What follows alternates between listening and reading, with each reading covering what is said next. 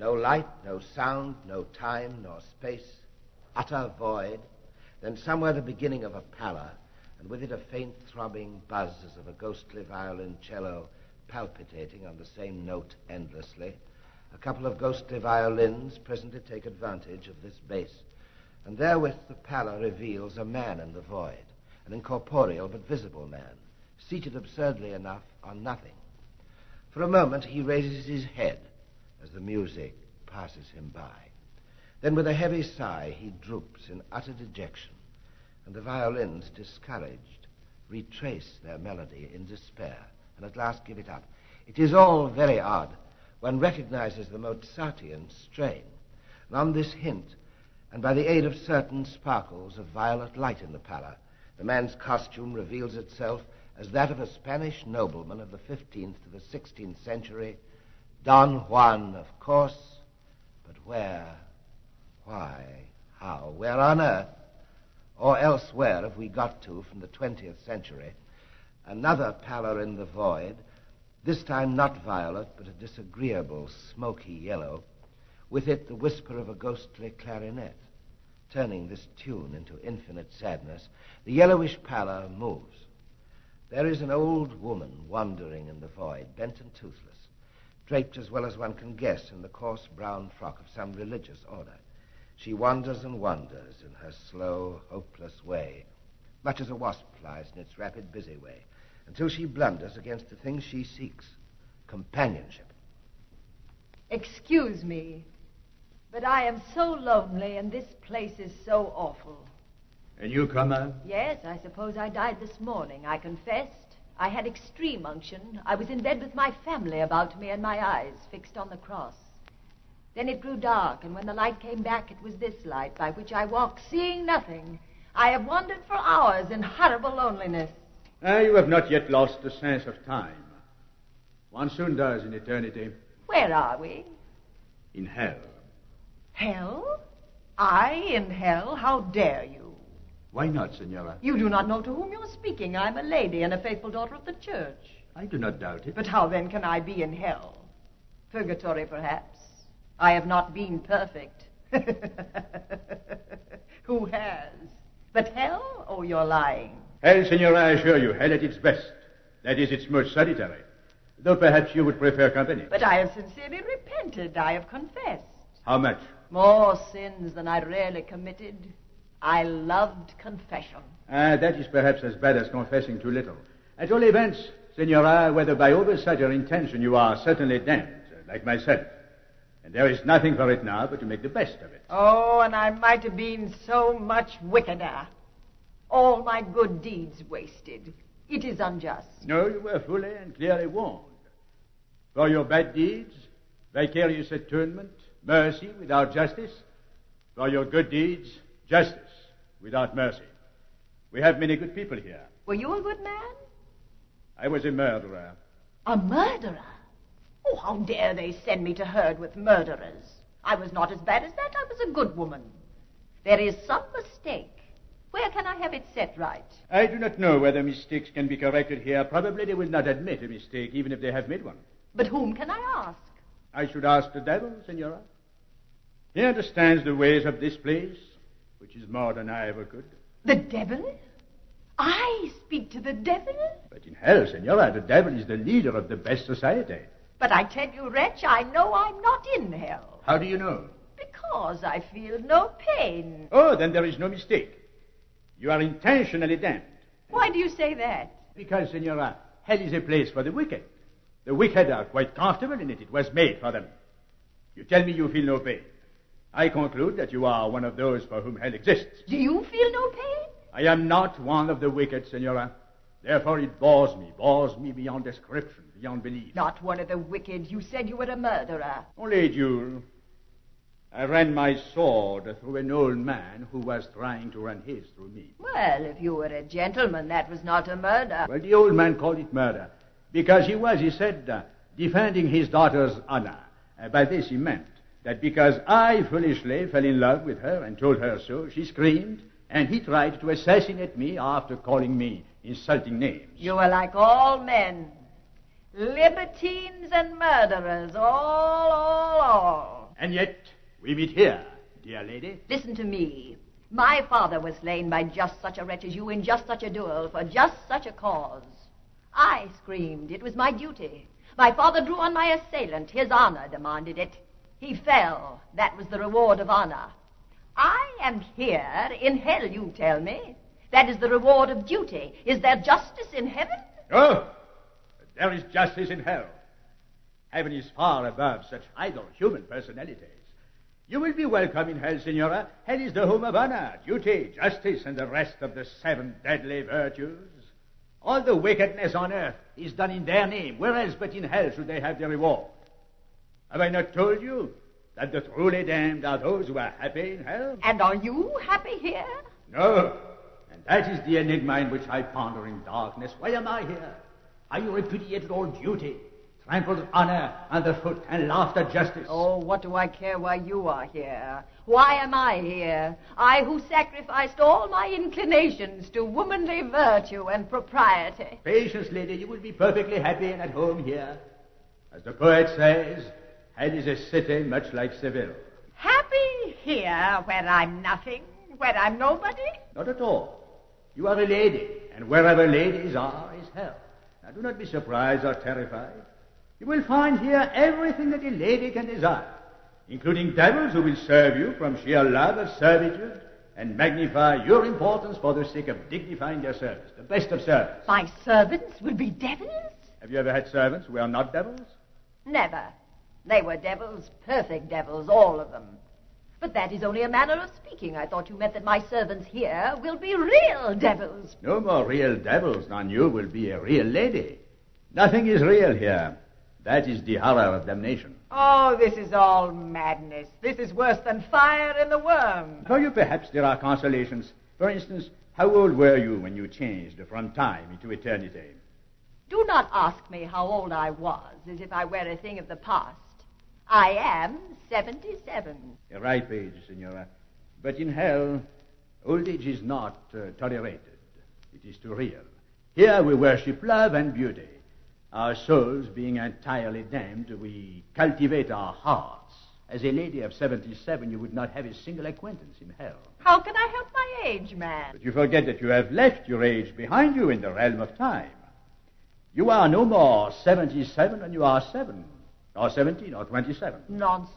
No. Consider, Signora. Was not this true even when you lived on earth? When you were 70, were you really older underneath your wrinkles and your gray hairs than when you were 30? No. Younger. At 30, I was a fool. But of what use is it to feel younger and look older? Ah, you see, Signora, the look was only an illusion. Your wrinkles lied, just as the plump, smooth skin of many a stupid girl of 17 with heavy spirits and decrepit ideas lies about her age. Now here, we have no bodies. We see each other as bodies only because we learn to think about one another under that aspect when we were alive, but we can appear to one another at what age we choose. You have but to will. Any of your old looks back, and back they will come. It cannot be true. Try. 17. Now stop. Before you decide, I'd better tell you that these things are a matter of fashion. Occasionally we have a rage for 17, but it does not last long. No, at the present, the fashionable age is 40, or say 37, but there are signs of a change. If you were at all good-looking at 27, I would suggest you're trying that and setting a new fashion. I do not believe a word you're saying. However, 27 be it.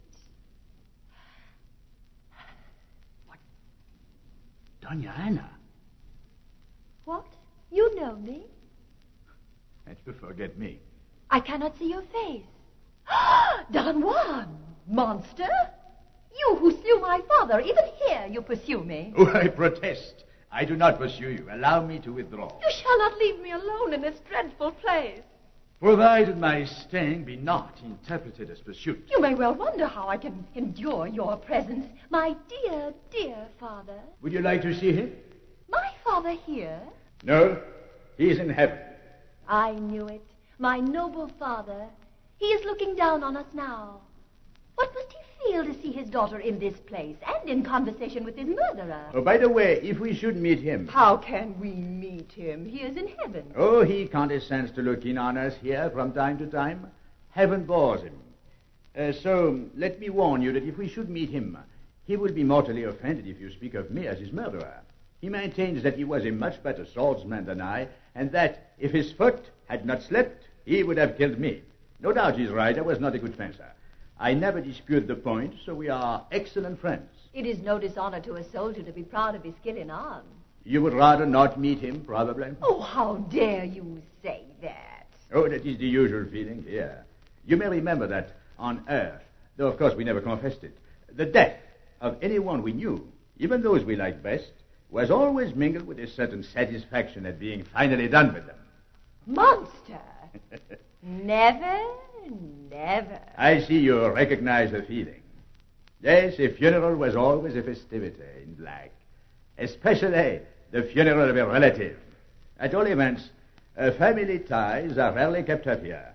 Your father is quite accustomed to this. He will not expect any devotion from you. Wretch, I wore mourning for him all my life. Yes, it became you. But you know, a life of mourning is one thing, an eternity of it quite another. Besides, here, you are as dead as he. Can anything be more ridiculous than one dead person mourning for another? Do not be shocked, my dear Anna, and do not be alarmed. There is plenty of humbug in hell. Indeed, there is hardly anything else. But the humbug of death and age and change is dropped, because here we are all dead. And all eternal. You will pick up our way soon. And will all the men call me their dear Anna? Oh, that was a slip of the tongue. I beg your pardon. Juan, did you really love me when you behaved so disgracefully to me? Oh, I beg you not to begin talking about love. Here they talk of nothing else but love. It's beauty, it's holiness, it's spirituality, it's devil knows what. Excuse me, but it does so bore me. They don't know what they're talking about. I do. They think they have achieved the perfection of love because they have no bodies. Sheer imaginative debauchery.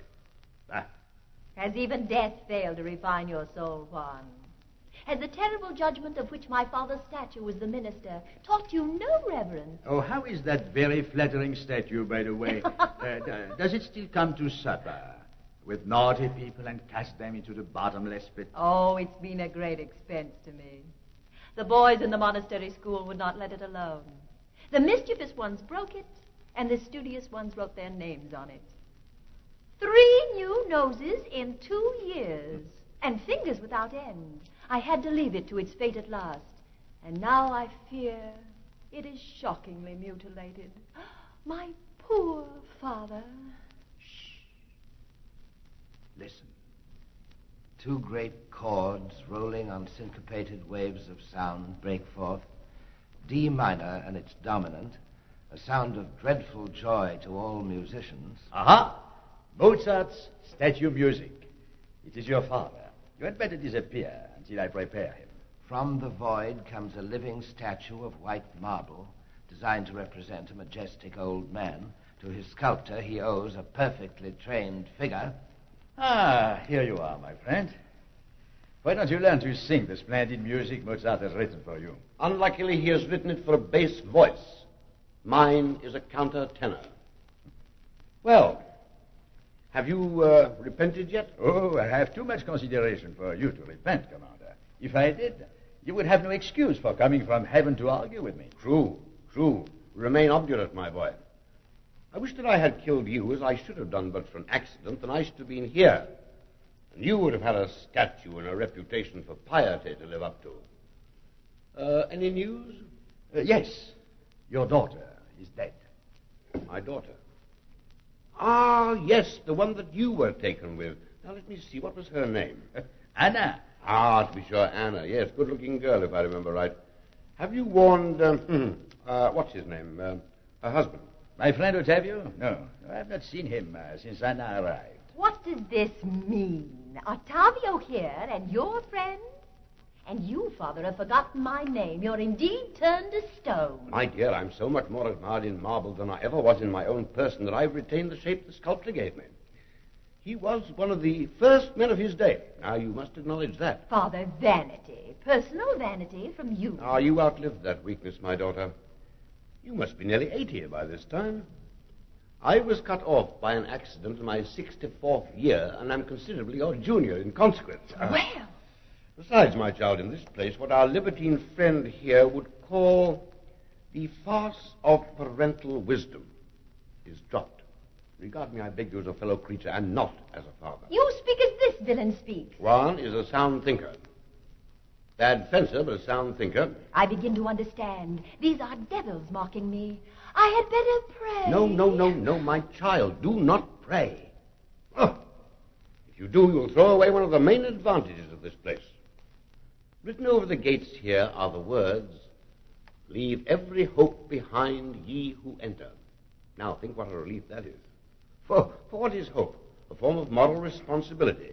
Here there is no hope. Consequently, no duty, no work, nothing to be gained by praying, nothing to be lost by doing what you like. Hell, in short, is a place where you have nothing to do but amuse yourself. Oh, no. Ah, you sigh, friend Juan. But if you dwelt in heaven as I do, you would realize your advantages. You are in good spirits today, Commander. You are positively brilliant. What's the matter? I have come to a momentous decision. But first, where is our friend the devil? I must consult him in this matter. And Anna would like to make his acquaintance, no doubt. You're preparing some torment for me. All that is superstition, Anna. Reassure yourself. Remember, the devil is not so black as he is painted. Let us give him a call. At the wave of the statue's hand, the great chords roll out again, but this time Mozart's music gets grotesquely adulterated with Gounod's. A scarlet halo begins to glow, and into it the devil rises. Have I the pleasure of again receiving a visit from the illustrious commander of Calatrava, Don Juan, your servant, and a strange lady, my respect, Senora. Are you? Lucifer, at your service. Oh, I shall go mad. Senora, now do not be anxious. You come to us from Earth, full of the prejudices and terrors of that priest-ridden place. You have heard me ill spoken of, and yet believe me, I have hosts of friends there. Yes, you reign in their hearts. You flatter me, Senora, but you are mistaken. It is true that the world cannot get on without me, but it never gives me credit for that. In its heart, it mistrusts and hates me. Its sympathies are all with misery, with poverty, with starvation of the body and of the heart. I call on it to sympathize with joy, with love, with happiness, with beauty. Excuse me, I'm going. You know I cannot stand this. Yes, I know that you're no friend of mine. Now, what harm is he doing you, Juan? It seems to me that he was talking excellent sense when you interrupted him. Thank you, my friend, thank you. You have always understood me. He has always disparaged and avoided me. I have treated you with perfect courtesy. Courtesy? What is courtesy? I care nothing for mere courtesy. Give me warmth of heart, true sincerity, the bond of sympathy with love and joy. You are making me ill. There you hear, sir, by what irony of fate was this cold, selfish egotist sent to my kingdom, and you taken to the icy mansions of the sky. Oh, I can't complain. I was a hypocrite.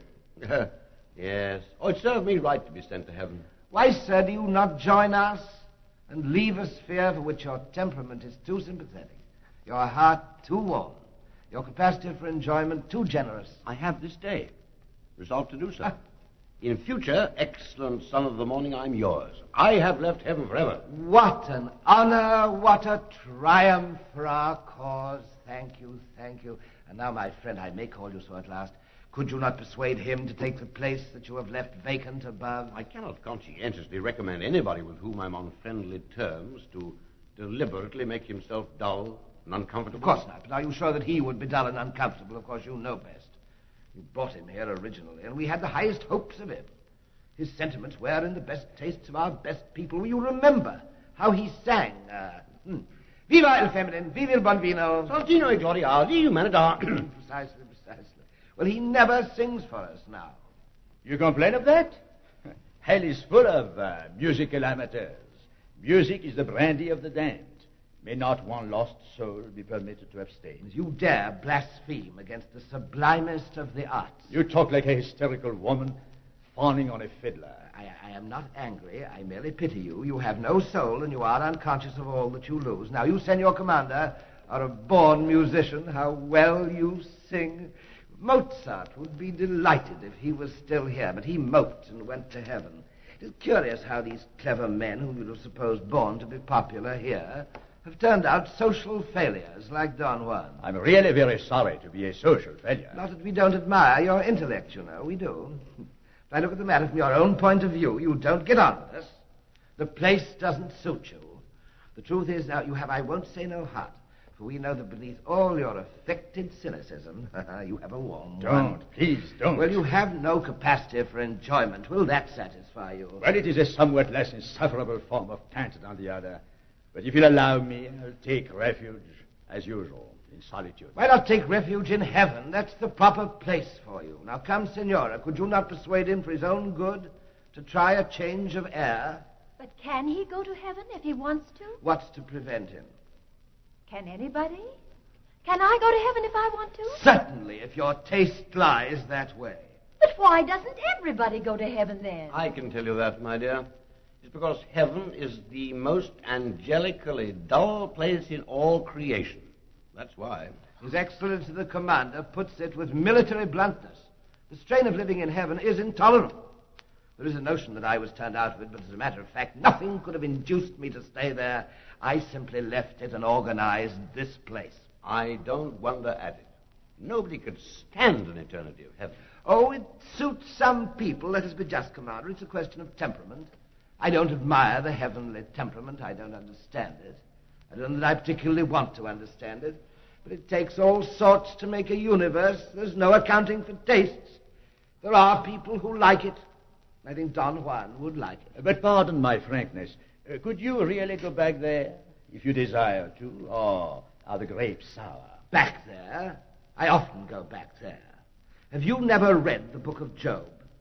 Have you any canonical authority for assuming that there is any barrier between our circle and the other one? But surely there is a great gulf fixed. Ah, dear lady, a parable must not be taken literally. The gulf is the difference between the angelic and the diabolic temperament. Now, what more impossible gulf could you have? Think of what you have seen on earth. There is no physical gulf between the philosopher's classroom and the bullring. But the bullfighters do not come to the classroom for all that. Have you ever been in the country where I have the largest following? England. There they have great racetracks and also concert rooms where they play the classical compositions of His Excellency's friend Mozart. Now, those who go to the racetracks can stay away from them and go to the classical concerts instead, if they like. There is no law against it, for Englishmen never will be slaves. They are free to do whatever the government and public opinion allow them to do, and the classical concert is admitted to be a higher, more cultivated, poetic, intellectual, ennobling place than the racetrack. But do the lovers of racing desert their sport and flock to the concert room? Not they. They would suffer there all the weariness the commander has suffered in heaven. And there is the great gulf of parable between the two places. A mere physical gulf they could bridge, or I could bridge it for them. The earth is full of devil's bridges. But the gulf of dislike is impassable and eternal. And that is the only gulf that separates my friends here from those who are invidiously called the blessed. I shall go to heaven at once. My child, one word of warning first. Let me complete my friend Lucifer's similitude of the classical concert. At every one of these concerts in England, you will find rows and rows of weary people who are there not because they like classical music, but because they feel they ought to like it. We have the same thing in heaven. A number of people sit there in glory not because they are happy, but because they feel they owe it to their position to be in heaven. They're nearly all English. Yes, the Southerners give it up and join me just as you have done, but the English really do not seem to know when they are thoroughly miserable. An Englishman thinks he is being moral when he is only uncomfortable. Short, my child, if you go to heaven without being naturally qualified for it, you'll not enjoy yourself there. And who dares say that I am not naturally qualified for it? The most distinguished princes of the church have never questioned it. I owe it to myself to leave this place at once. As you please, Senora. I should have expected better taste from you. Father, I shall expect you to come with me. You cannot stay here. What will people say? People, why, all the best people are here. Princes of the church and all. So few go to heaven, and so many come here that the blessed, once called the heavenly host, are now a continually dwindling minority. That is true. From the beginning of my career, I knew that I should win in the long run by sheer weight of public opinion. In spite of the long campaign of misrepresentation and calumny against me, at bottom the universe is a constitutional one, and with such a majority as mine, I cannot be kept permanently out of office. I think, Anna, you had better stay here. You do not want me to go with you. Surely you do not want to enter heaven in the company of a reprobate like me. All souls are equally precious. You repent, do you not? My dear Anna, you are silly. Do you suppose that heaven is like earth, where people persuade themselves that what is done can be undone by repentance, that what is spoken can be unspoken by withdrawing it, that what is true can be annihilated by some general agreement to give it the lie? No. Heaven is the home of the masters of reality. That is why I'm going there. Thank you. I am going to heaven for happiness. I have had quite enough of reality on earth. Then you must stay here, for hell is the home of the unreal, and of the seekers for happiness. It is the only refuge from heaven, which is, as I tell you, the home of the masters of reality, and from earth, which is the home of the slaves of reality. The earth is a nursery in which men and women play at being heroes and heroines, saints and sinners, but they are dragged down from their fool's paradise by their bodies, hunger and cold and thirst, age and decay and disease, death above all. Make them slaves of reality. 3 times a day, meals must be eaten and digested. 3 times a century, a new generation must be engendered. Ages of faith, of romance, and of science are all driven at last to have but one prayer: make me a healthy animal. But here, you escape this tyranny of the flesh, for here you are not an animal at all. You are a ghost, an appearance, an illusion, a convention, deathless, ageless, in a word, bodiless. There are no social questions here, no political questions, no religious questions, best of all, perhaps, no sanitary questions. Here you call your appearance beauty, your emotions love, your aspirations virtue, just as you did on earth. But here there are no hard facts to contradict you, no ironic contrast of your needs with your pretension, no human comedy, nothing but a perpetual romance, a universal melodrama. And yet you want to leave this paradise. But if hell be so beautiful as this, how glorious must heaven be? No, not Dorian. I beg your pardon. I am terribly sorry. I interrupted. That's my fault. Sorry. You were going to say something? No, after you, gentlemen. You have been so eloquent on the advantages of my dominions that I leave you to do equal justice to the drawbacks of the alternative establishment. In heaven, as I see it, my dear lady, you live and work instead of playing and pretending. You face things as they are. You escape nothing but glamour. And your steadfastness and your peril are your glory. If the play still goes on here and on earth, and all the world is a stage, heaven is at least behind the scenes. But heaven cannot be described by metaphor. There I shall go presently, because there I hope to escape at last from lies and from the tedious, vulgar pursuit of happiness, to spend my eons in contemplation. Commander, you know I do not blame your disgust. A picture gallery is a dull place for a blind man. But even as you enjoy the contemplation of such romantic mirages as beauty and pleasure, so would I enjoy the contemplation of that which interests me above all things, namely life, the force that ever strives to attain greater power of contemplating itself. What made this brain of mine, do you think? Not the need to move my limbs, for a rat with half my brains moves as well as I. Not merely the need to do, but the need to know what I do, lest in my blind efforts to live, I should be slaying myself. You'd have slain yourself in your blind efforts to fence, my friend, but for my foot slipping. Your laughter will finish in hideous boredom before morning. Do you remember how I frightened you when I said something like that to you from my pedestal in Seville? Sounds rather flat without my trombones. They tell me it generally sounds flat with them, Commander. Oh, do not interrupt with these frivolities, Father. Huh. Is there nothing in heaven but contemplation, Juan? In the heaven I seek no other joy, but there is the work of helping life in its struggle upward.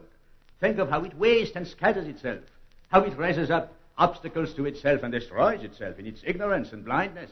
It needs a brain, this irresistible force, lest in its ignorance it should resist itself. What a piece of work is man, says the poet. Yes, but what a blunderer.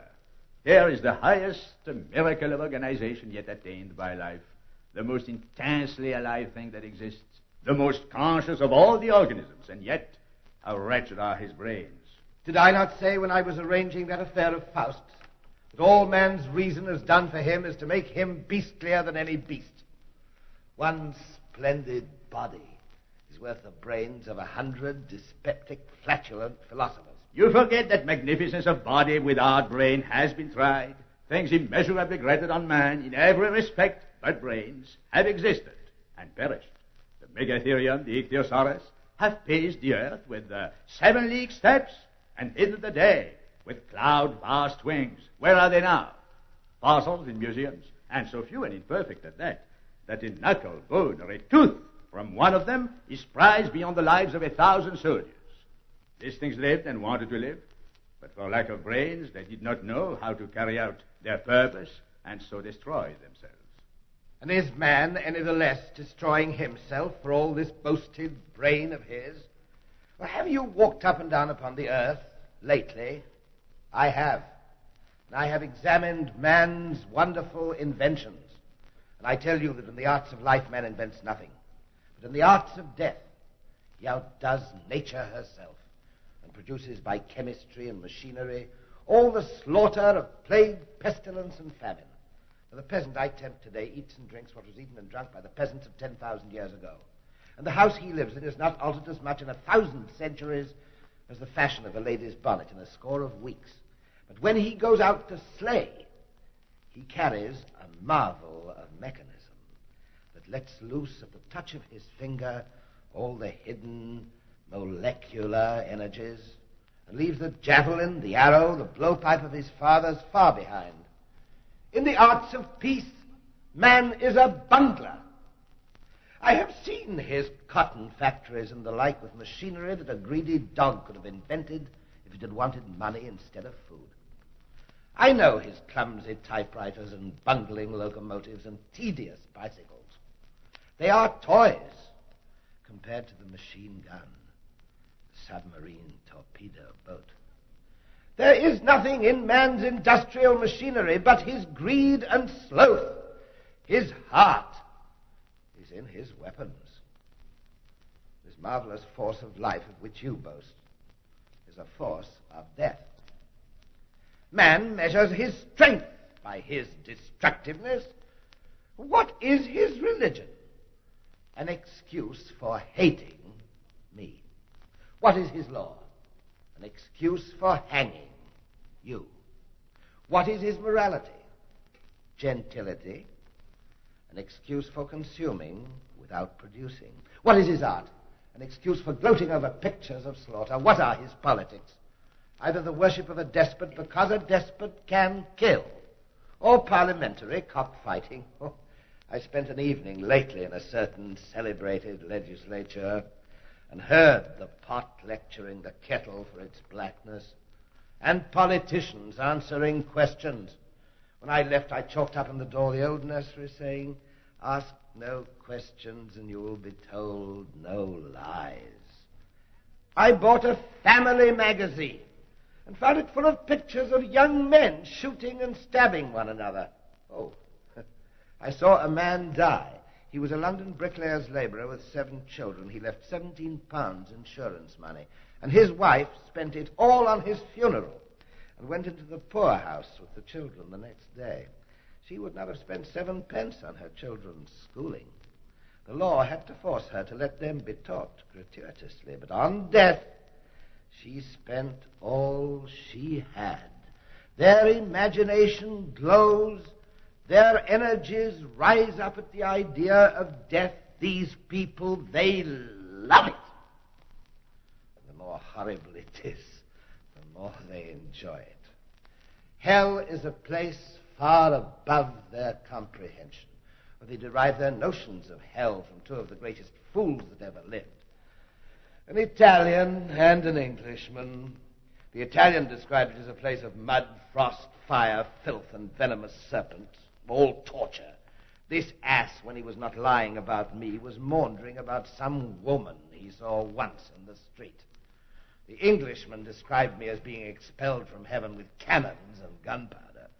And to this day, everybody believes that the whole of his silly story is in the Bible. What else he says I do not know, for the whole of it's in a long poem which neither I nor anyone else ever succeeded in wading through. It's the same in everything. The highest form of literature is the tragedy, the play in which everybody's murdered at the end. In the old chronicles you read of earthquakes and pestilences, and are told that these show the power and majesty of God and the littleness of man. You know, nowadays the chronicles describe battles. In a battle, two bodies of men shoot at one another with bullets and explosive shells until one body runs away when the others chase the fugitives and cut them to pieces as they fly. And this, the chronicle concludes, shows the greatness and majesty of empires and the littleness of the vanquished. Over such battles, the people run about the streets, yelling with delight, and egg their governments on to spend hundreds of millions of money in the slaughter, whilst the strongest politicians dare not spend an extra penny in the pound against the poverty and pestilence through which they themselves daily walk. Oh, I give you 1,000 instances, but they all come to the same thing. The power which governs the earth is not the power of life, but of death. And the inner need, which has nerved life into the effort of organizing itself into the human being, is not the need for higher life, but for a more efficient engine of destruction. The plague, the famine, the earthquake, the tempest were too spasmodic in their action. The tiger and crocodile, too easily satiated, not cruel enough.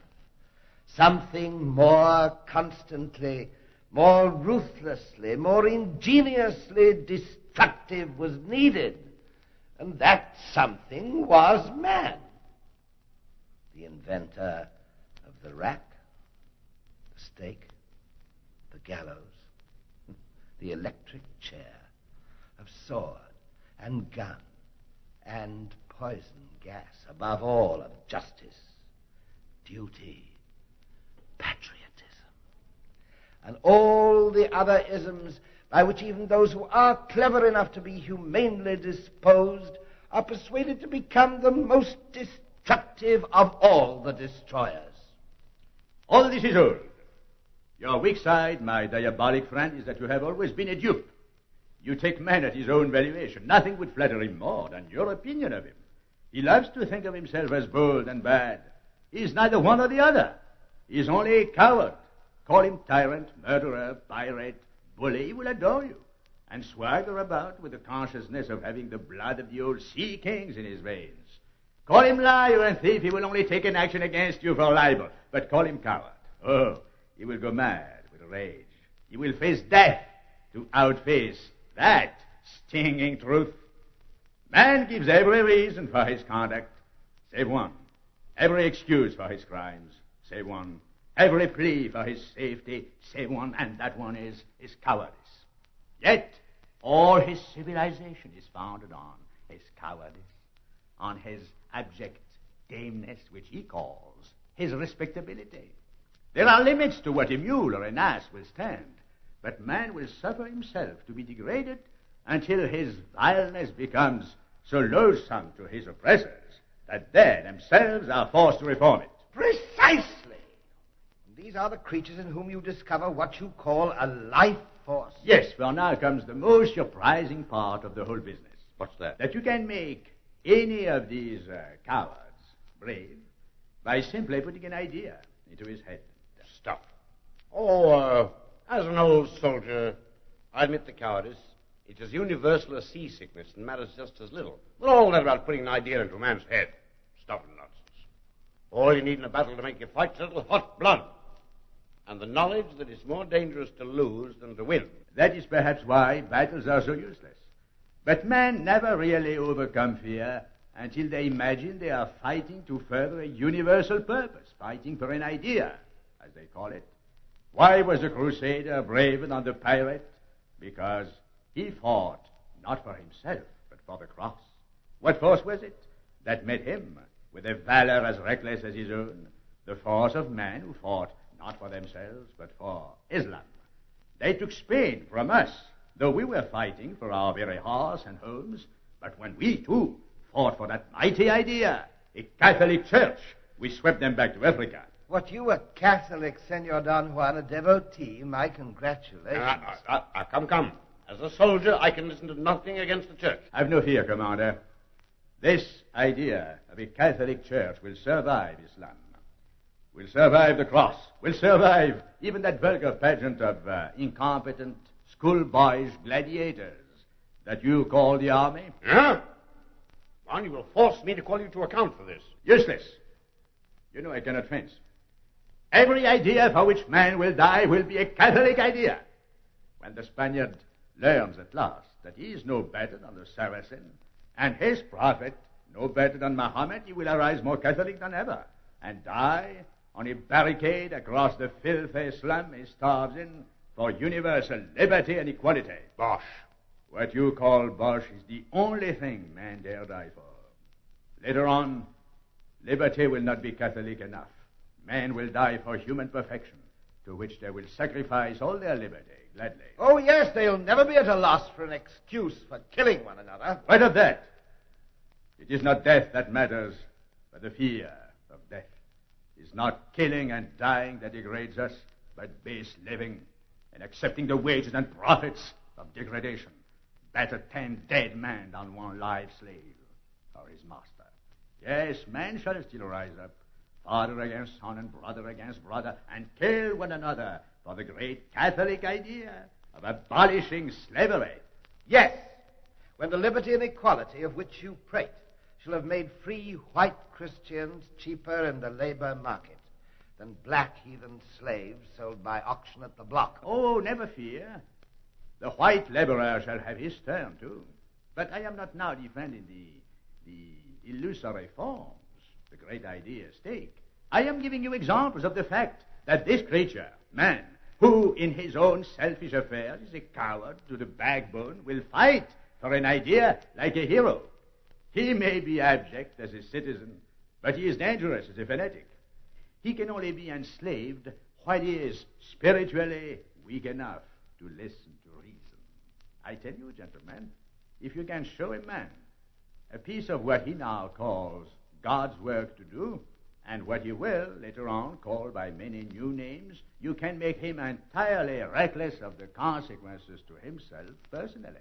Yes, he shirks all his responsibilities and leaves his wife to grapple with them. Well said, daughter. Don't you let him talk you out of your common sense. Alas, Senor Commander, now that we have got onto the subject of woman, he will talk more than ever.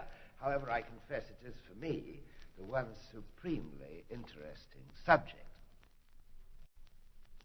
To a woman, Senora, man's duties and responsibilities begin and end with the task of getting bread for her children.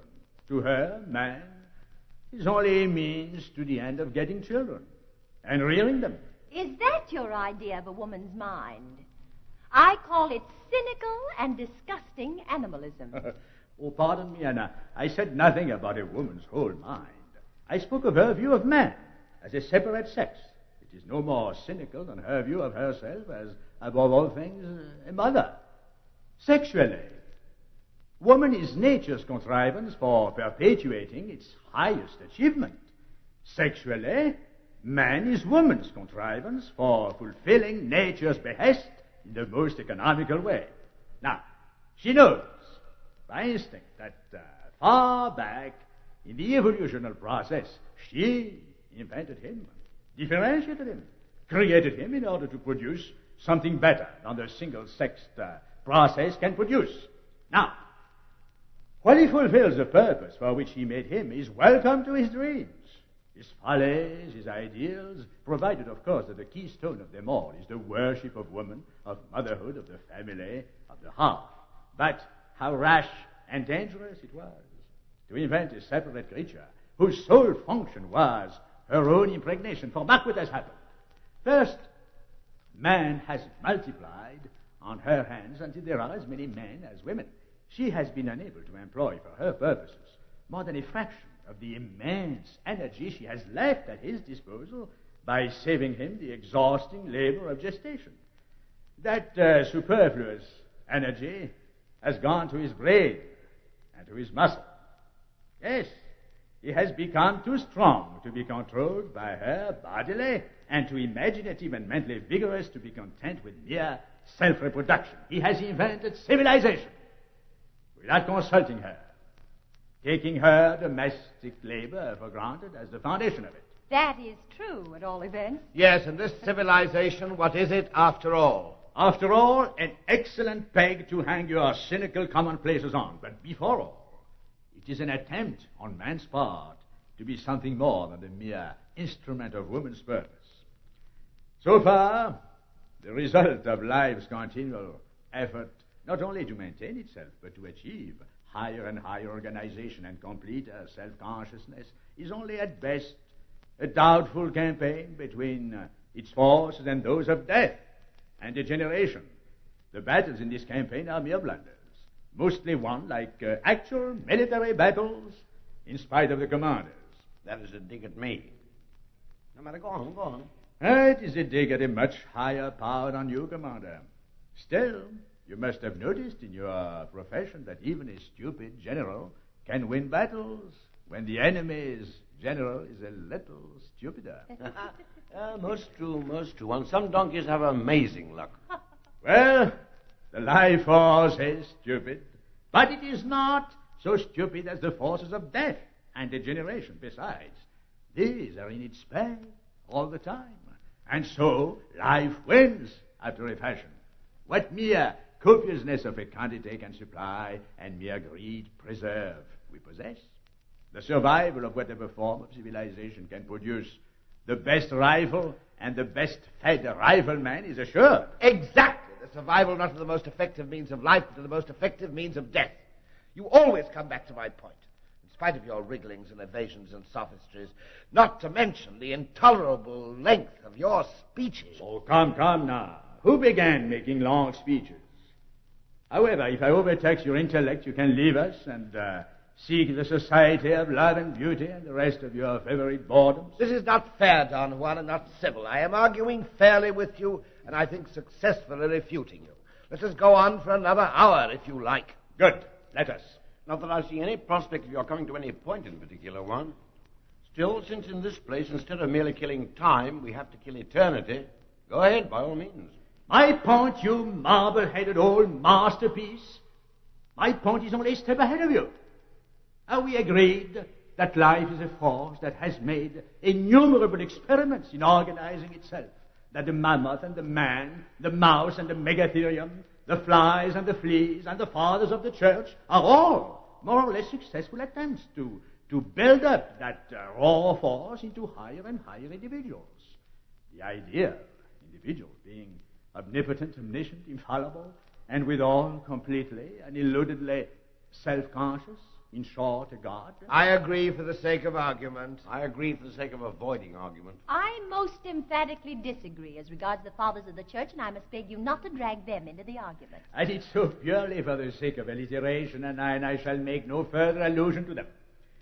And now, since we are, with that exception, agreed so far, will you not agree with me further that life has not measured the success of its attempt at Godhead by the beauty or bodily perfection of the result, since in both these respects, the birds, as our friend Aristophanes long ago pointed out, are so extraordinarily superior with their power of flight, their lovely plumage, and may I add, the touching poetry of their loves and nestings, that it is inconceivable that life, having once produced them, should, if love and beauty were our object, start off on another line and labor at the clumsy elephant or the hideous ape whose grandchildren we are. Aristophanes was a heathen.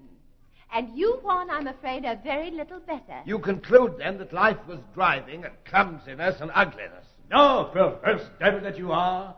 1,000 times no. Life was driving at grace, at its darling object, an organ by which it can attain not only self-consciousness, but self-understanding. Oh, this is, metaphysics, Juan. Why the devil... Oh, I beg your pardon, Mr. Lucy. Oh, pray don't mention it, Commander. I have always regarded the use of my name to secure additional emphasis as a high compliment to me. It is entirely at your service. Ah, thank you. That's very good of Not you. at all. Even in heaven, I never quite got out of my old military habits of speech. No, what I was going to ask Juan was why life should bother itself about getting a brain. Why should it want to understand itself? Why not be content to enjoy itself? Without a brain, Commander, you would enjoy yourself without knowing it, and so lose all the fun. Huh? Ah, true, quite true. Yes. Still, I'm quite content with brain enough to know that I'm enjoying myself. I don't particularly want to understand why. In fact, I'd rather not. My experience is that one's pleasures don't bear thinking about. That is why intellect is so unpopular. But to life, the force behind the man, intellect is a necessity, because without it, he blunders into death.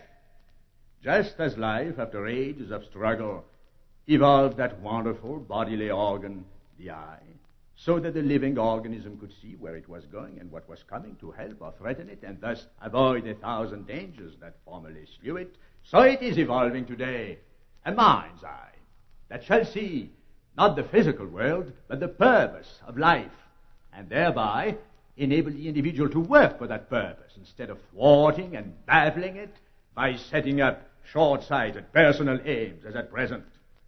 Even as it is, only one sort of man has ever been happy, has ever been universally respected among all the conflicts of interest and illusion. You mean the military man? I'm sorry, Commander. I do not mean the military man. When the military man approaches, the world locks up its spoons and packs off its womankind. No, I sing not arms and the hero, but the philosophic man. He who seeks in contemplation to discover the inner will of the world, in invention to discover the means of fulfilling that will, and in action to do that will by the so discovered means. Of all other sorts of men, I declare myself tired. They are tedious failures. When I was on earth, professors of all sorts prowled around me, feeling for some unhealthy spot in me on which they could fasten. The doctors of medicine bade me consider what I must do to save my body. They offered me quack cures for imaginary diseases. I replied that I was not a hypochondriac, so they called me ignoramus and went their way. The doctors of divinity bade me consider what I must do to save my soul. But I was not a spiritual hypochondriac any more than a bodily one, and would not trouble myself about that either. So they called me atheist and went their way. After them came the politician, who told me that the only purpose in nature was to get him into Parliament. I told him that I did not care whether he got into Parliament or not. So he called me Mangwamp and went his way. Then came the romantic man, the artist, with his love songs and his paintings and his poems. And with him I had great delight for many years, and some profit, for I cultivated my senses for his sake, and his songs taught me to hear better, his paintings to see better, and his poems to feel more deeply. But he led me at last into the worship of woman. Juan! Yes, I came to believe that in her voice was all the music of the song, in her face all the beauty of the painting, and in her soul all the emotion of the poem. And you were disappointed, I suppose. Well, was it her fault that you attributed all these perfections to her? Yes, partly. For with a wonderful, instinctive cunning, She kept silent and allowed me to glorify her, to mistake my own visions, thoughts, and feelings for hers. Now, my friend, the romantic man, was often too poor and too timid to approach those women who were beautiful and refined enough to seem to realize his ideal.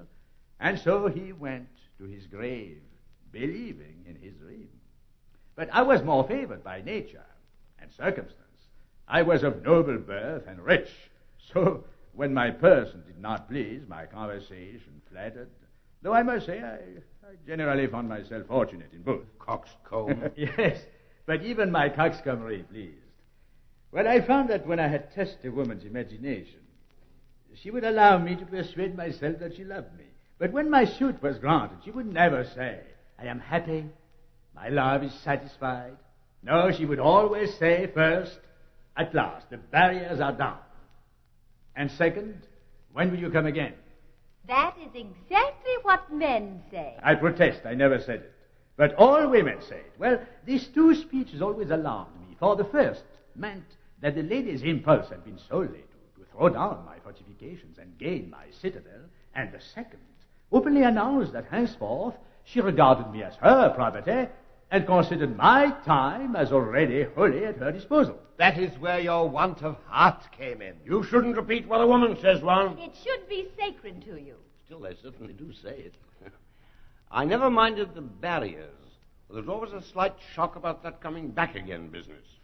Unless, of course, one was very hard hit indeed. Then the lady, who had been happy and idle enough before, became anxious, preoccupied with me, always intriguing, conspiring, waiting, watching, pursuing, bent wholly on making sure of her prey. I being the prey, you understand. Now, this was not at all what I had bargained for. Mind you, it may have been very proper and very natural, but it was not beauty, music, poetry, and joy incarnated into a beautiful woman. So I ran away from it. Yes, I ran away from it very often. In fact, I became famous for running away from it. Infamous, you mean? I did not run away from you, Anna. Do you blame me for running away from the others? Oh, nonsense, man. You're talking to a woman of 77 now. If you had had the chance, you would have run away from me, too, if I'd let you. You would not have found it so easy with me as with some of the others. If men will not be faithful to their home and their duties, they must be made to be.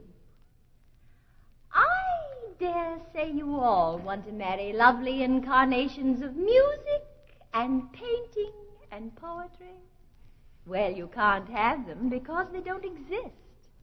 If flesh and blood is not good enough for you, you must go without, that's all. Ha ha ha ha ha. Women have to put up with flesh and blood husbands, and little enough of that, too, sometimes. And you will have to put up with flesh and blood wives. I see you don't like that. Any of you. But it's true for all that.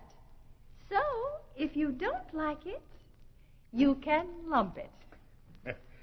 My dear lady, you have put my whole case against romance into a few sentences. That is just why I turned my back on the romantic man with the artist nature, as he called his infatuation. I thanked him for teaching me to use my eyes and ears, but I told him that his beauty-worshipping and happiness-hunting and woman-idealizing was not worth a damp as a philosophy of life. So he called me Philistine and went his way. It seems that woman taught you something, too, with all her defects. Oh, she did more. She interpreted all the other teaching for me. My friends, when the barriers were down for the first time, what an astounding illumination. I had been prepared for infatuation, for intoxication, for all the illusions of love's young dream. And lo, never was my perception clearer, nor my criticism more ruthless. The most jealous rival of my mistress never saw every blemish in her more keenly than I. I was not duped. I took her without chloroform. Ah, but you did take her. That was a revelation. Up to that moment, I had never lost the sense of being my own master. Never. Consciously taken one single step until my reason had examined and approved it. I'd come to believe I was a purely rational creature, a thinker. I said, with a foolish philosopher, I think, therefore I am. It was woman who taught me to say, I am, therefore I think, and also I would think more, therefore I must be more. This is extremely abstract and metaphysical one. If you would stick to the concrete and put your discoveries in the form of some entertaining anecdotes about your adventures with women, your conversation would be easier to follow. What need I add? Do you not understand that when I stood face to face with woman, every fiber in my clear, critical brain warned me to spare her and save myself? My morals said no, my conscience said no, my chivalry and pity for her said no, my prudent regard for myself said no. My ear practiced on 1,000 songs and symphonies. My eye exercised on 1,000 paintings, tore her voice, her features, her color to shreds. I caught all those telltale resemblances to her father and mother by which I knew what she would be like in 30 years' time. I noted the gleam of gold from a dead tooth in the laughing mouth, the visions of my romantic reveries, in which I had trod the plains of heaven with a deathless, ageless creature of coral and ivory, deserted me in that supreme hour. I remember them and desperately strove to recover their illusion, but they now seemed the emptiest of inventions. My judgment was not to be corrupted. My brain still said no on every issue. But while I was in the act of framing my excuse to the lady, life seized me and threw me into her arms, as a sailor throws a scrap of fish into the mouth of a seabird. Well, you might as well have gone without thinking such a lot about it, Juan. You're like all clever men. You have more brains than is good for you. And were you not happier for the experience, Senor Don Juan? Happier? No. Wiser? Yes. That moment introduced me for the first time to myself, and through myself to the world. I saw then how useless it is to attempt to impose conditions on the irresistible force of life, to preach prudence, careful selection, virtue, honor, chastity. Don Juan, a word against chastity is an insult to me. Oh, I said nothing against your chastity, Senora, since it took the form of a husband and 12 children. What more could you have done had you been the most abandoned of women?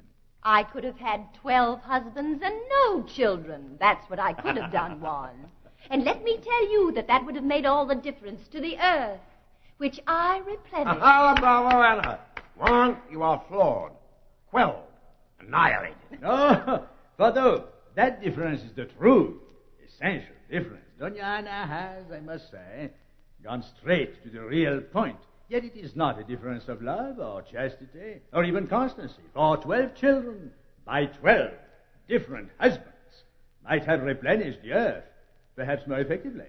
Now, suppose my friend Ottavio had died when you were 30. You would never have remained a widow. You were too beautiful.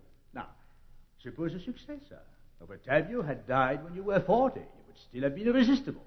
And a woman who marries twice marries 3 times if she becomes free to do so. Well, 12 lawful children born by one highly respectable lady to 3 different fathers is not impossible, nor condemned by public opinion. That such a lady may be more law-abiding than the poor girl whom we used to spurn into the gutter for bearing one unlawful infant is no doubt true, but dare you say she is less self-indulgent? She is more virtuous. That is enough for me. Well, in that case, what is virtue but the trade unionism of the married? Oh, let us face the facts, dear Anna.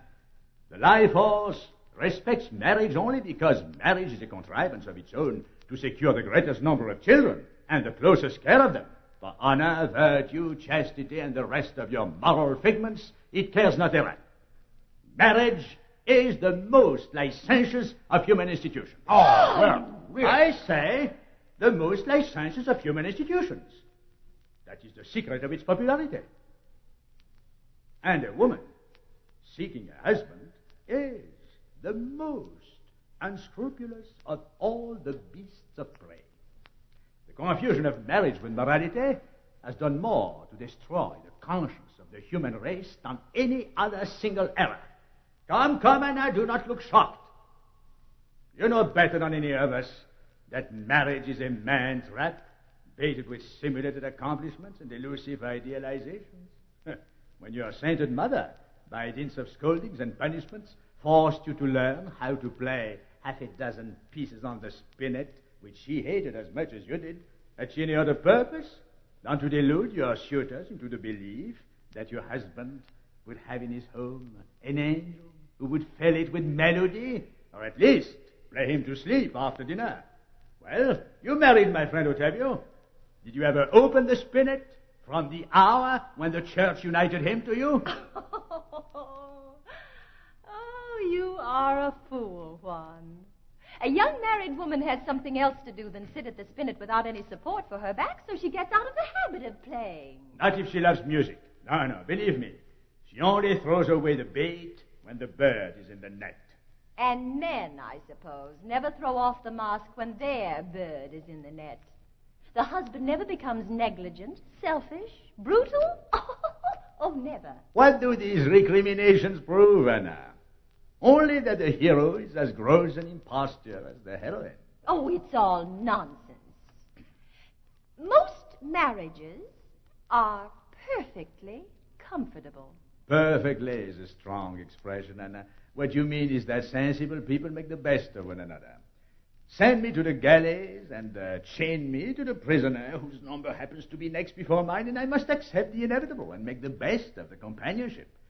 Many such companionships, they tell me, are touchingly affectionate, and most are at least tolerably friendly, but that does not make a chain a desirable ornament, nor the galleys an abode of bliss. Oh, pooh. Those who talk most about the blessings of marriage and the constancy of its vows are the very people who declare that if the chain were broken and the prisoners left free to choose, the whole social fabric would fly asunder. Well, you cannot have the argument both ways.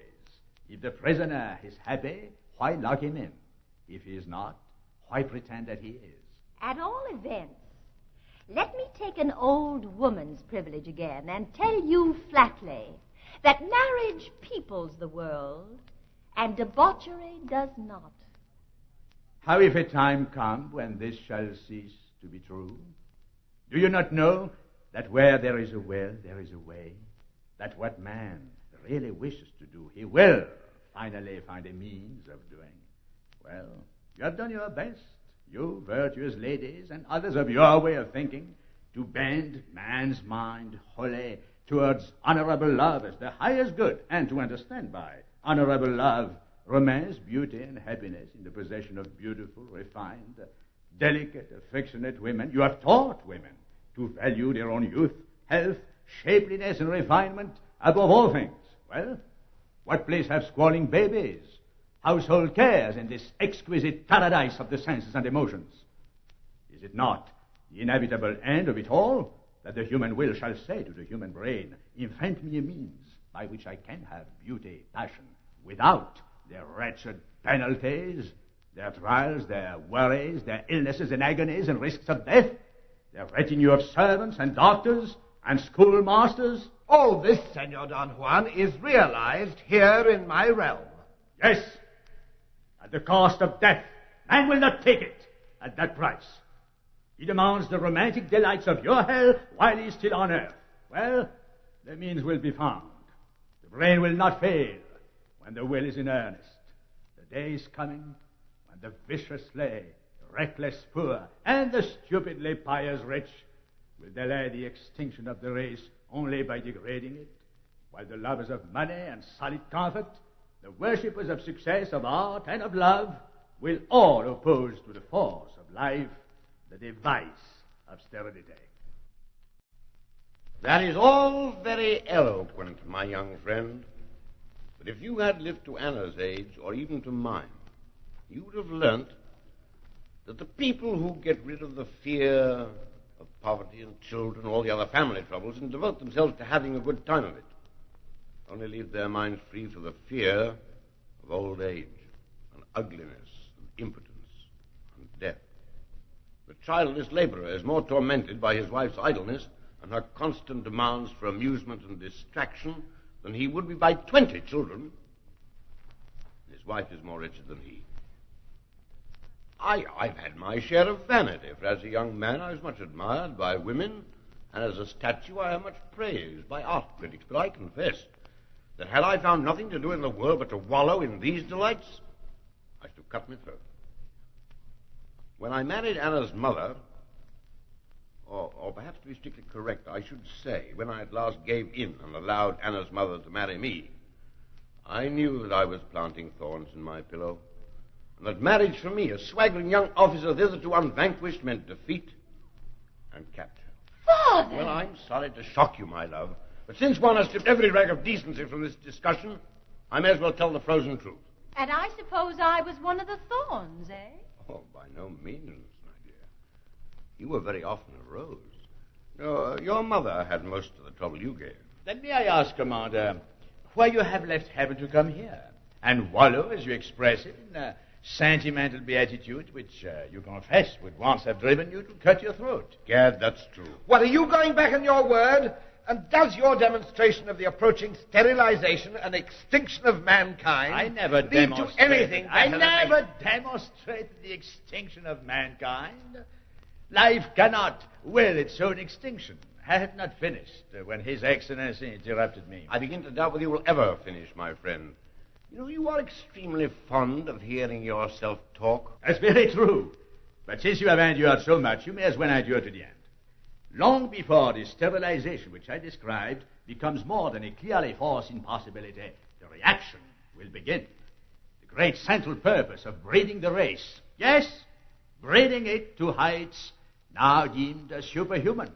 That purpose, which is now hidden in a poisonous cloud of love and romance and fastidiousness, will break through into clear sunlight as a purpose no longer to be confused with the gratification of personal fancies, the impossible realization of boys' and girls' dreams of bliss, or the need of older people for companionship, or money. Now, do my sex the justice to admit, Senora, that we have always recognized that the sex relation is not a personal or friendly relation at all. Not a personal or friendly relation.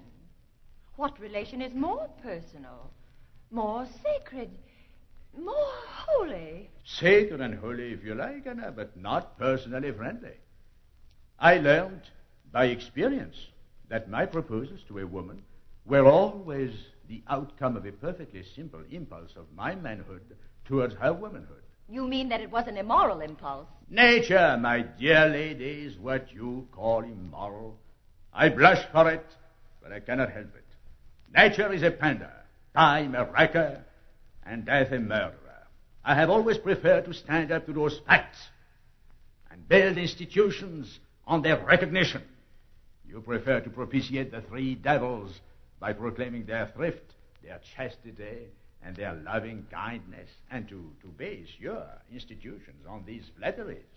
Is it any wonder that the institutions do not work smoothly? Juan? Yes, Commander.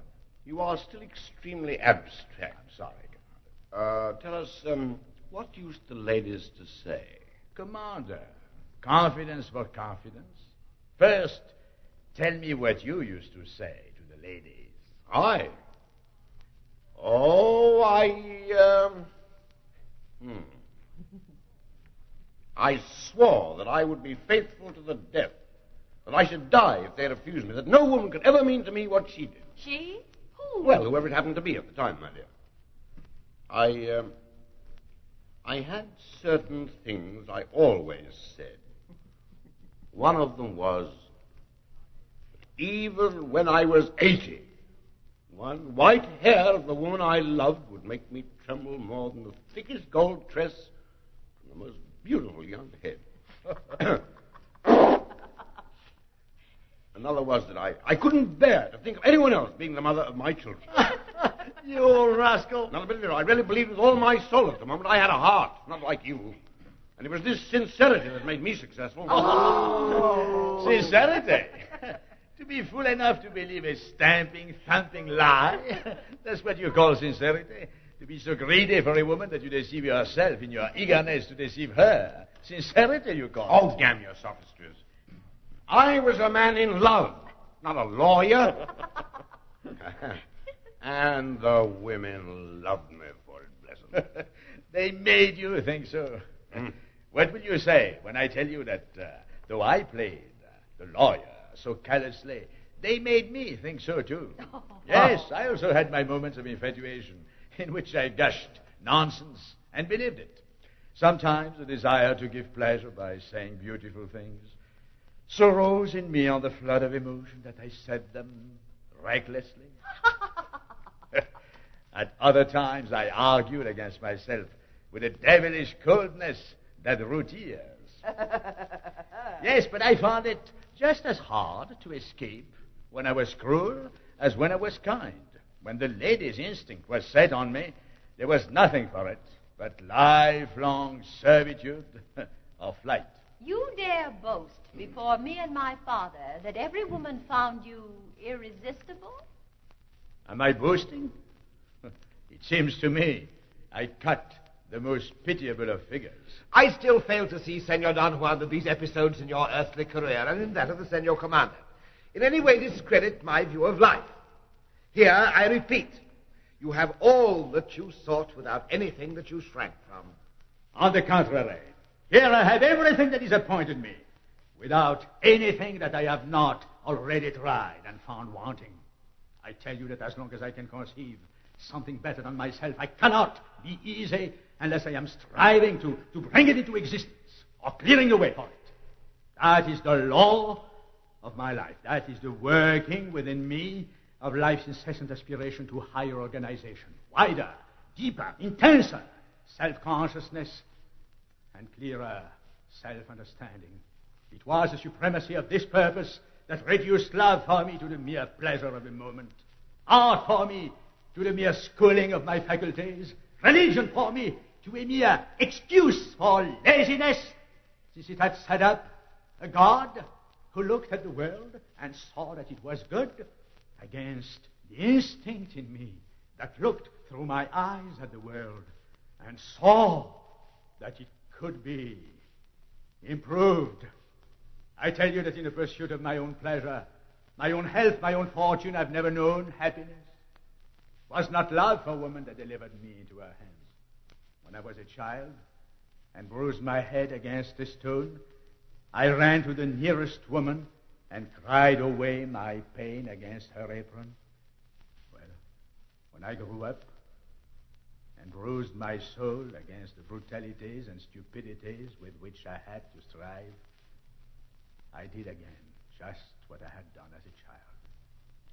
I have enjoyed, too, my rests, my recuperations, my breathing times, my very prostrations after strife, but rather would I be dragged through all the circles of the foolish Italian's inferno than through the pleasures of Europe. That is what has made this place of eternal pleasures so deadly to me. It is the absence of this instinct in you that makes you that strange monster called the devil. It is the success with which you have diverted the attention of man from the real purpose, which in one degree or another is the same as mine, to yours, that has earned you the name of the tempter. It is the fact that they are doing your will, or rather, drifting with your want of will instead of doing their own, that makes them the artificial, false, petulant, wretched creatures they are. Senor Don Juan, you are uncivil to my friend. Why should I be civil to them? Or to you? This palace of lies, a truth or two, will not hurt you. Your friends are all the dullest dogs I know. They are not beautiful. They are only decorated. They are not clean. They are only shaved and starched. They are not dignified. They are only fashionably dressed. They are not educated. They are only college passmen. They are not religious. They are only pure ranters. They are not moral. They are only conventional. They are not virtuous. They are only cowardly. They are not even vicious. They are only frail. They are not artistic. They are only lascivious. They are not prosperous. They are only rich. They are not loyal. They are only servile, not dutiful, only sheepish, not public-spirited, only patriotic, not courageous, only quarrelsome, not determined, only obstinate, not masterful, only domineering, not self-controlled, only obtuse, not self-respecting, only vain, not kind, only sentimental, not social, only gregarious, not considerate, only polite, not intelligent, only opinionated, not progressive, only factious, not imaginative, only superstitious, not just, only vindictive, not generous, only propitiatory, not disciplined, only cowed, and not truthful at all. Liars, every one of them, to the very backbone of their souls. You know, your flow of words is simply amazing, Juan. How I wish I could have talked like that to my soldiers. It is mere talk, though it has all been said before, but what change has it ever made? What notice has the world ever taken of it? Yes, it is mere talk. But why is it mere talk? Because, my friend, beauty, purity, respectability, art, morality, religion, bravery, patriotism, and the rest are nothing but words, which I or anyone else can turn inside out like a glove. Were they realities, you would have to plead guilty to my indictment. But fortunately for your self-respect, my diabolical friend, they are not realities. As you said, they are mere words. On earth there may be some truth in this because the people are uneducated and cannot appreciate my religion of love and beauty. But here... Oh, yes, I know. Here there is nothing but love and beauty. It's like sitting for all eternity at the first act of a fashionable play before the complications begin. Never in my worst moments of superstitious terror on earth did I dream that hell was so horrible. I live like a hairdresser in the continual contemplation of beauty, toying with silken tresses. I breathe an atmosphere of sweetness like a confectioner's shop boy. Commander, are there any beautiful women in heaven? None. Absolutely none. All dowdies. Not 2 pence of jewelry among a dozen of them. There might be men of 50. I'm impatient to get there. Is the word beauty ever mentioned? Are there any artistic people? No, I give you my word, they won't mount a fine statue, even when it walks past them. I go. Don Juan, shall I be frank with you? Were you not so before? Oh, as far as I went, yes. But I will now go further and confess to you that men get tired of everything, of heaven no less than of hell, and that all history is nothing but a record of the oscillations of the world between these two extremes. An epoch is but a swing of the pendulum, and each generation thinks the world is progressing because it is always moving. But when you are as old as I am, when you have 1,000 times wearied of heaven, like myself and the commander, and 1,000 times wearied of hell, as you are wearied now, you will no longer imagine that every swing from hell to heaven is an emancipation.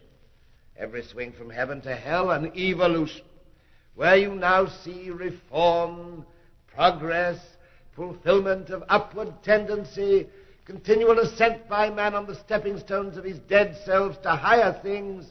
You will see nothing but an infinite comedy of illusion. You will discover the profound truth of the saying of my friend Koheleth in the Bible, you know, that there is nothing new under the sun, vanitas, vanitatum.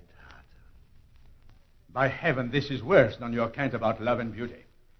Clever told that you are... Is a man no better than a worm, or a dog than a wolf because he gets tired of everything? Shall he give up eating because he destroys his appetite in the act of gratifying it? Is a field idle when it is fallow? Can the commander expend his hellish energy here without accumulating heavenly energy? for his next term of blessedness? Granted that a great life force has hit on the device of the clockmaker's pendulum and uses the earth for its path. That the history of each oscillation which seems so novel to us, the actors, is but the history of the last oscillation repeated. Nay, more, that in the unthinkable infinitude of time, the sun throws off the earth and catches it again 1,000 times, as a circus rider throws up a ball, and that our age-long epochs are but the moments between the toss and the catch. Has the colossal mechanism no purpose? None, my friend. You think because you have a purpose, nature must have one? You might as well expect it to have fingers and toes because you have them. Ah, but I should not have them if they serve no purpose. And I, my friend, am as much a part of nature as my own finger is a part of me. If my finger is the organ by which I grasp the sword or the mandolin, my brain is the organ by which nature strives to understand itself. My dog's brain serves only my dog's purposes, but my own brain labors at a knowledge that does nothing for me personally but make my body bitter to me, and my decay and death a calamity. Were I not possessed with a purpose beyond my own, I'd better be a plowman than a philosopher. For the plowman lives as long as the philosopher eats more, sleeps better, and rejoices in the wife of his bosom with less misgiving. That is because the philosopher is in the grip of the life force. The life force says to him, I have done 1,000 wonderful things unconsciously by merely willing to live and following the line of the least resistance. But now I want to know myself and my destination and choose my path. So I have made a special brain, a philosopher's brain, to grasp this knowledge for me as the husbandman's hand grasps the plow for me. And this, says the life force to the philosopher, must thou strive to do for me until thou diest, when I shall make another brain and another philosopher to carry on the work. What is the use of knowing? Why, to be able to choose the line of greatest advantage instead of yielding in the direction of the least resistance. Does a ship sail to its destination no better than a log drifts nowhere? Well, the philosopher is nature's pilot, and there you have our difference. To be in hell is to drift. To be in heaven is to steer. On the rocks, most likely. Which ship goes oftenest on the rocks or to the bottom? The drifting ship or the ship with a pilot on board? Well. Go your way, Senor Don Juan. I prefer to be my own master and not the tool of any blundering universal force. I know that beauty is good to look at, that music is good to hear, that love is good to feel, and that they are all good to think about and talk about. I know that to be well exercised in these sensations, emotions, and studies is to be a refined and cultivated being. Whatever they may say of me in churches on earth, I know that it is universally admitted in good society that the Prince of Darkness is a gentleman, and that is enough for me. As to your life force, which you think irresistible, it is the most resistible thing in the world to a person of any character. But if you are naturally vulgar and credulous, as all reformers are, it will thrust you first into religion, where you will sprinkle water on babies to save their souls from me. Then it will drive you from religion into science, where you will snatch the babies from the water sprinkling and inoculate them with disease to save them from catching it accidentally. And then you will take to politics, where you will become the cat's paw of corrupt functionaries and the henchman of ambitious humbugs. The end will be despair and decrepitude, broken nerve and shattered hopes, vain regrets for that worst and silliest of wastes and sacrifices, the waste and sacrifice of the power of enjoyment. In a word, the punishment of the fool who pursues the better before he has secured the good. But at least I shall not be bored. The service of the life force has that advantage at all events. So, fare you well, Signor Satan. Fare you well, Senor Don Juan. I shall often think of our interesting chats about things in general. I wish you every happiness. Heaven, as I said before, suits some people. But if you should change your mind, do not forget that the gates are always open here to the repentant prodigal. If you feel at any time that warmth of heart, sincere, unforced affection, innocent enjoyment, and warm, breathing, palpitating reality. Why not say flesh and blood at once? Though we have left those two greasy commonplaces behind us. Throw my friendly farewell back in my teeth, then, Don Juan. By no means. But though there is much to be learned from a cynical devil, I really cannot stand a sentimental one. Commander, you know the way to the frontier of hell and heaven. Be good enough to direct me. Oh, the frontier's only the difference between two ways of looking at things. Any road will take you across it, if you really want to get there. Good. Senora, your servant. But I am going with you. I can find my own way to heaven, Anna. Not yours. How annoying. Bon voyage, Juan. He wafts a final blast of his great rolling chords after him as a parting salute. A faint echo of the first ghostly melody comes back in acknowledgement. Ah, there he goes. Oh, how he does talk. You know, they'll never stand that in heaven. His going is a political defeat. I cannot keep these life worshippers. They all go. This is the greatest loss I've had since that Dutch painter went. Fellow who would paint a hag of 70 with as much enjoyment as a Venus of 20. Yes, of course. I remember he came to heaven. Rembrandt. Rembrandt. There is something unnatural about these fellows, and do not listen to their gospel, Commander. It is dangerous. Beware of the pursuit of the superhuman. It leads to an indiscriminate contempt for the human. To a man, horses and cats and dogs are a mere species outside the moral world. To the Superman, men and women are a mere species, too. Also outside the moral world. Now, this Don Juan was kind to women and courteous to men, as your daughter here was kind to her pet cats and dogs. But such kindness is a denial of the exclusively human character of the soul. But who the deuce is the Superman? Oh, the latest fashion among the life force fanatics. The Superman is as old as Prometheus. And the 20th century will run after this newest of the old crazes when it gets tired of the world, the flesh, and your humble servant. Superman is a good cry. And a good cry is half the battle.